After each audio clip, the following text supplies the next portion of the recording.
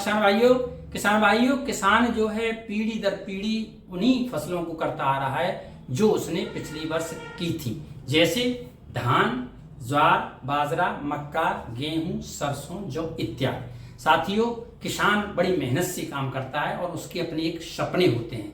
उसके सपने जैसे कि बच्चों की पढ़ाई, शादी करना या कुछ कोई फिक्स संपत्ति क्रय करना या बनाना। साथियों, लेकिन इन फसलों के उगाने के बाद जब वो अपने उत्पाद को, जब अपनी फसल को मंडी ले जाता है तो ये उतने ही पैसों की बिकती है कि जितनी उसने लागत लगाई है। उसके सपने धरे के धरे रह जाते हैं। साथियों, फिर अगली साल जो है किसान बड़ी हिम्मत वाला है, फिर जो है अगली साल फिर जोश खरोश से अपना मेहनत करता है और मेहनत करके उसी तरह की स्थिति उसके साथ फिर अगली साल होती है। इस तरह साल दर साल उसकी स्थिति सुधर नहीं रही है। साथियों, मैं आज अपने इस वीडियो के माध्यम से आपको ऐसी बातें बताऊंगा जो किसान भाई छोटे हैं उनको जो है निश्चित रूप से लाखों रुपए प्रति महीने की आमदनी हो सकती है। साथियों, इस फॉर्मूला के लिए पहली टिक्स ये है कि हमें सब्जियों की खेती जो है मांग आधारित होनी चाहिए। मांग आधारित का क्या तात्पर्य है? अर्थात ऐसी फसलें हम खेत में पैदा करें जिनकी मांग अधिक हो, और मांग अधिक होगी तो उनकी कीमतें भी अधिक होंगी।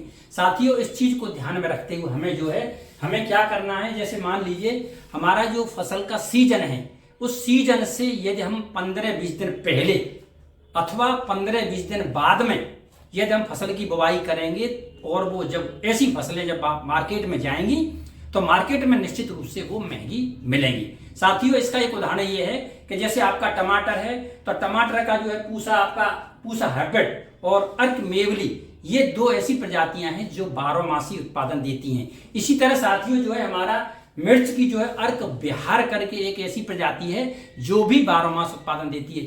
इसी तरह बाजार में जो है अनेकों ऐसी किस्में मिल जाती हैं विभिन्न सब्जियों की जो मतलब ऑफ सीजन पर भी मतलब पैदा देती हैं या 12 मास पैदा देती हैं। तो हमें इसी तरह हमें उन सब्जियों को उगाना है। साथियों, दूसरा मेरा एक सुझाव ये है कि जैसे एक उदाहरण ये भी है कि आपका जैसे टमाटर है तो टमाटर आपका जो है कम महंगा बिकता है। टमाटर की महंगी कीमत हमें जो है जैसे फरवरी, मार्च या फिर जुलाई में। इसी तरह साथियों हमारा जो है आपका जैसे खीरा है, ककड़ी है, तरबूज है, ये कब महंगे बिकते हैं? ये फरवरी, मार्च या अप्रैल में।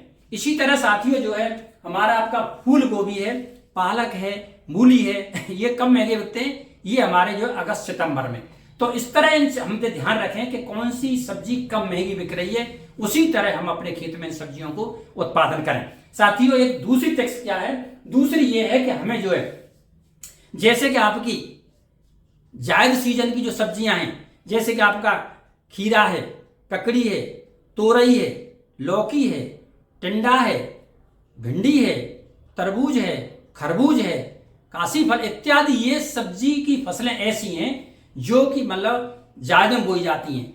इस समय साथियों क्या होता है कि हमारा जो है इसमें हमें क्या करना है कि यदि हम दिसंबर और जनवरी के महीने में अपने इसको क्या ट्रिक्स अपनानी है कि प्लास्टिक के जो डिस्पोजल के गिलास मिलते हैं, प्लास्टिक के डिस्पोजल के गिलासों में हम जो है आधी मात्रा में सड़ी हुई गोबर की खाद और आधी मात्रा में बढ़िया खेत की उपजाऊ मिट्टी, इनको मिक्स करके और उन गिलासों में जो है हमें इस मिट्टी से भर लेते हैं और बीज एक एक दो डाल करके हमें जो है रूम टेम्परेचर पर रख देते हैं। कब रखते हैं? दिसंबर और जनवरी के महीने में। साथियों, इसको फवारे से सिंचाई करते रहते हैं और ये पौधे हमारे लगभग इस तरह मतलब 30 दिन के 40 दिन के ये हो जाते हैं। जैसे ही हमें टेम्परेचर थोड़ा सा कुछ अधिक बनता है, टेम्परेचर बढ़ता है, जो भी उपयुक्त जैसे फरवरी के लास्ट में या मार्च के प्रथम में हमें इन्हें खेत में जो स्थापित कर देते हैं। साथियों, ऐसा करने से हमारा लाभ क्या है? एक तो उधर हमारा खेत खाली नहीं है, जैसे हमारे खेत में आलू है, हमारे सरसों है या अन्य कोई फसल खड़ी हुई है, तब भी हमारा जो है वो फसल जो है हमारी तैयार हो रही है। दूसरा ये है कि हम जब भी इनको खेत खाली होने के बाद तैयारी करके हम इनको जो खेत में विस्थापित करते हैं, कम समय में ये जो है 20-25 दिन में, 30 दिन में जैसा आप प्रयोग करते हैं उसी के बाद ये फल देना चालू कर देते हैं। जब इनका फल मार्केट में जाता है तो निश्चित रूप से बहुत अच्छी कीमत पे मिलता है। साथियों, एक अगली टिप्स क्या है? अगली टिप्स ये है कि आपकी जैसे कुछ सब्जी की फसलें हैं, जैसे क्या क्या है? मिर्च है, बैंगन है, टमाटर है, पात गोभी है, फूल गोभी है। इनकी जो है आप नर्सरी बढ़िया कंपनी का बीज और हाइब्रिड बीज बढ़िया ही आप इसको मतलब पौध तैयार करें। पौध तैयार करने के बाद अपने खेत में जो है इनसे रुपाई करेंगे तो निश्चित है आपको बेहतर उत्पादन मिलेगा।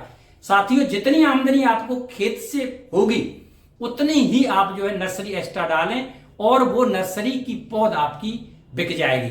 यदि आपने आपकी अच्छी प्रजातियों की आपने नर्सरी तैयार की है, धीरे धीरे आपकी मार्केट वैल्यू बढ़ेगी और मार्केट वैल्यू बढ़ने के बाद आपको जो है अन्य अड़ोसी पड़ोसी और दूर दूर के किसान आकर के आपको इस नर्सरी को क्रय करके करेंगे तो आपकी ये भी एक निश्चित रूप से एक एक्स्ट्रा आमदनी का एक ये माध्यम है। साथियों जो है अब जो है साथियों आपकी आमदनी रेगुलर मिले और अधिक से अधिक मिले, इसके लिए हमें ट्रिक नंबर 4 में आपके सामने प्रस्तुत कर रहा हूं। ट्रिक नंबर 4 में आपको जो है जैसे ये आपके पास यदि खेती 1, 2, 3 एकड़ इस तरह का टुकड़ा है तो फिर आप इसमें जो है क्या काम करेंगे कि आप अपनी जमीन को जो है लगभग 10-12 टुकड़ों में इसको 10-12 प्लॉट में बांट लेंगे। इस बांटने के बाद इसके लिए आपको एक ये चित्र ये डायग्राम जो है ये आपको ये देखना पड़ेगा।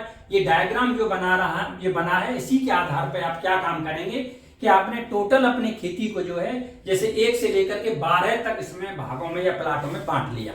ठीक है, अब बांटने के बाद आप जो है क्या काम करेंगे, इन प्लॉटों में जो है ऐसी फसलें पैदा करेंगे जो कम समय में कम से कम 1 वर्ष में अर्थात 3-4 फसलें पैदा हो सकें। इसके लिए आपको जो है क्या क्या तरीका अपनाने हैं, जैसे कौन कौन सी फसलें हो सकती हैं। जैसे पहला आपका फसल चक्र है आपका जैसे फूल गोभी प्लस मूली, इसको पैदा करने के बाद अब ये फसल हार्वेस्ट हो गई। इसके बाद आप जो है बंद गोभी प्लस मूली करेंगे। ये जब हार्वेस्ट हो गई उसके बाद फिर आप उसमें बैंगन करेंगे और उसके बाद फिर आप जो है लौकी करेंगे।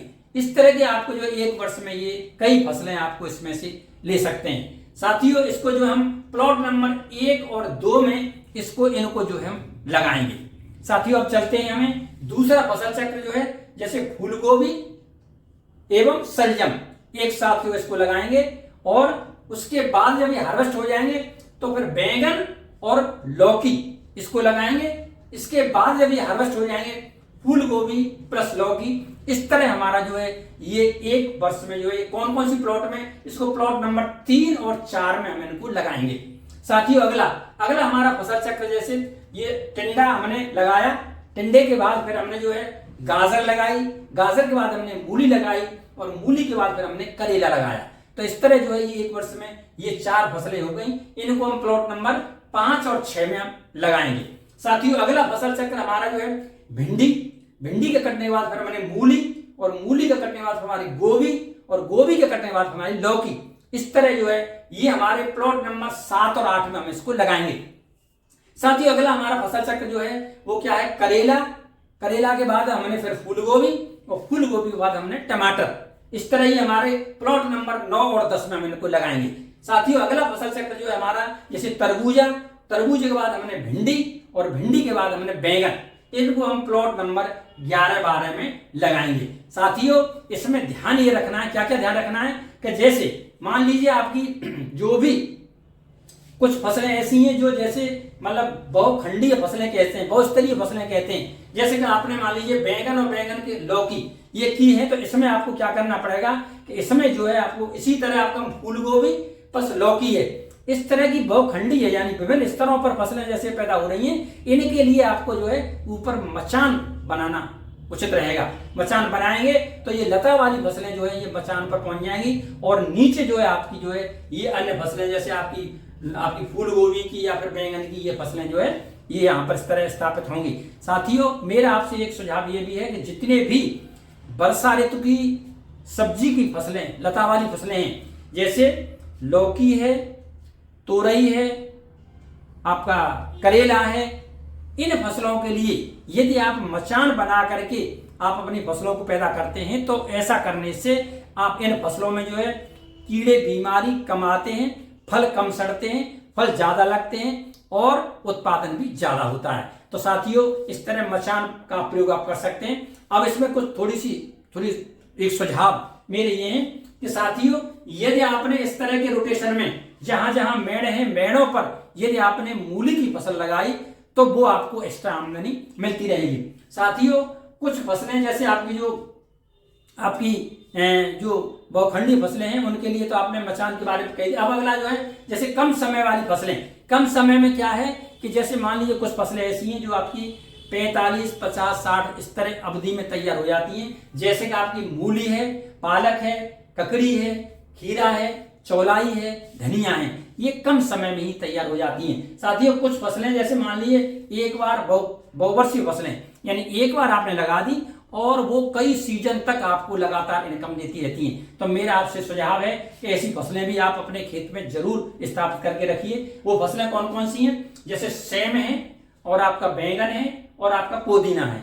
इनको जो है ये बहुवर्षीय यानी कई सीजनों तक आपकी ये उत्पादन देती रहती हैं। इसमें जैसे मान लीजिए आपके सेम है तो या तो आप फार्म हाउस पर या खेत पर जो पेड़ हैं उन पर या फिर आपकी बाउंड्री पर जहां भी आपको उचित लगे वहां अगर लगा देंगे तो ये आपको जो है अपने अपने सीजन पर जो है ये लगातार आमदनी देती रहेंगी। इसी तरह आपकी जो बैंगन है ये भी मतलब ऐसी प्रजातियां आती हैं जो मतलब कई सीजनों तक लगातार इनकम आपकी देती हैं। तो साथियों मैंने आपको जो ये तरीका बताया है इस तरीके से यदि आप खेती करोगे तो आपको क्या क्या फायदे हैं। एक तो आपको जो है रेगुलर इनकम मिलेगी, आमदनी लगातार मिलेगी।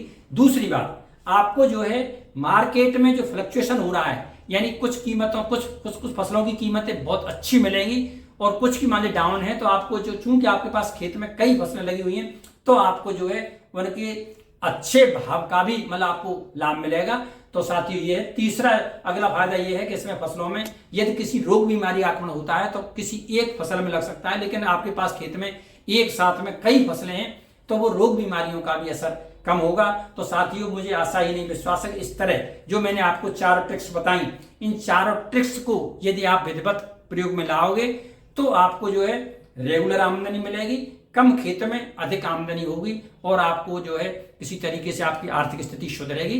साथियों इसी तरह का मैं वीडियो जैसे कि आपके कम खेत में अधिक आमदनी कैसे हो इसका दूसरा भाग जो है मैं अपने चैनल पर शीघ्र ही मैं डालने वाला हूं। तो आपको जो है चाहे तो उसमें भी आप अपना देख करके और अपने आमदनी बढ़ा सकते हैं। तो साथियों मुझे आशा ही नहीं विश्वास है कि ये वार्ता आपके लिए निश्चित रूप से उपयोगी रहेगी। धन्यवाद साथियों। जय जवान, जय किसान, जय हिंद साथियों।